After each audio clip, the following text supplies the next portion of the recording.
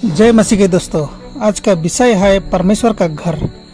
पृथ्वी पर परमेश्वर का घर अर्थात गिरजाघर नम्र विश्वासी जान के लिए स्वर्ग का द्वार है।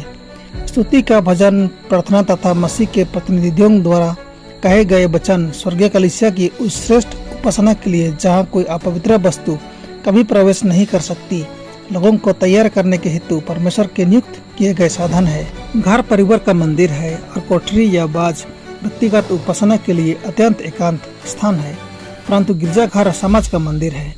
उसमें समय, स्थान तथा उपासना के ढंग के विषय में नियम होने चाहिए।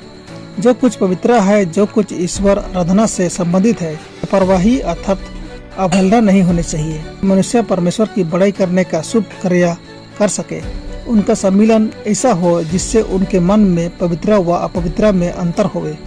जिनके विचार विस्तृत, ख्यालत और अभिलाषाएं उत्तम हैं, वही हैं जिनके संबंध ऐसे हैं जो ईश्वरीय विचारों को बाल देते हैं।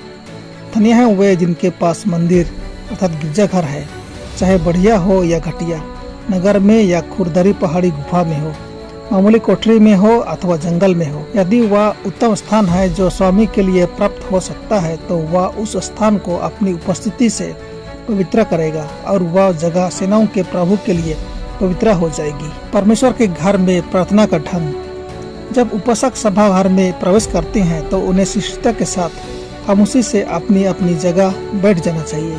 यदि कमरे में चूल्हा या स्टोव है तो उचित नहीं कि सब उसके इर्द गिर्द लापरवाही से एकत्र हो जाए।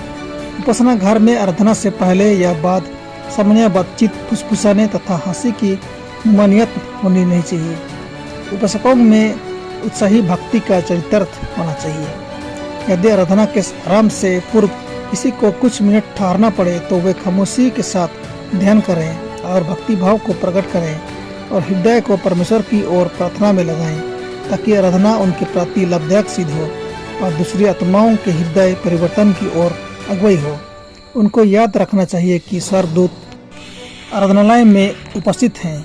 हम अपनी व्याकुलता से और ध्यान व प्रार्थना में व्यस्त न रहने से परमेश्वर के साथ मधुर संगति को खो डालते हैं। आध्यात्मिक स्थिति का अक्सर अवलोकन होना आवश्यक है और मानव हृदय की धार्मिकता के सूर्य की ओर खींचना चाहिए। जब परमेश्वर के लोग उपासना गृह में आते हैं, यदि उनके हृदय में परमेश्वर के लिए यथार्थ सम्मान है और यह महसूस करते हैं कि वे परमेश्वर की उपस्थिति में हैं, तो उस समय खामोशी में ही वाक्पटुता का आभास होगा। फुसफुसाना, हंसना तथा बातचीत करना भले ही सामान्य व्यवसायी जगहों में निर्दोष समझे जाएं, परंतु आराधनालय में उनके लिए आज्ञा न होनी चाहिए।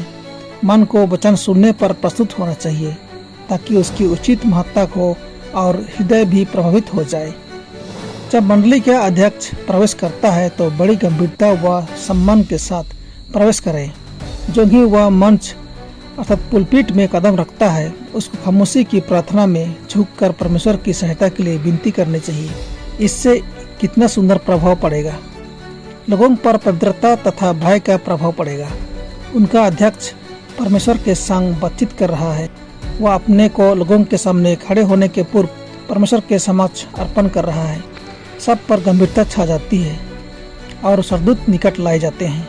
सभा में प्रत्येक और वह भी जो परमेश्वर का भय मानता है, खामोशी प्रार्थना में सिर झुकाकर उसके साथ सम्मिलित हो कि परमेश्वर अपनी उपस्थिति से उपासना पर आशीर्वाद देवे और मानव होठों द्वारा अपने सत्य के प्रचार को करने में शक्ति दे।